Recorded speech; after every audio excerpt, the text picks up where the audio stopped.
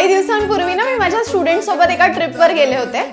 अच्छा ठीक आहे. आणि काही फोटोज मी त्यांना काढायला सांगितले की हा तुम्ही माझ्या फोन मध्ये काढा, किंवा त्यांनीही माझ्यासोबत फोटोज काढले आणि मग घरी जाऊन मला टॅग वगैरे केलं. मग मी फोटोज बघितले तर यू वोंट बिलीव्ह बाळांनो, लिटरली पूर्ण तोंड ब्लर. ओ भाई मारो मुझे, मारो मारो मुझे, मारो मारो. नहीं ये मजाक हो रहा है, एक सेकंड यार.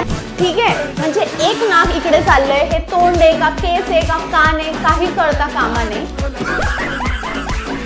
मुलांनी जे फोटो काढले असे असे, ती पॅन्ट जी आपण इथे घालतो बाळांनो, कारण ती इथे घालायची जागा आहे आणि ती काही झाकण्याची जागा आहे, समझ रहे हो?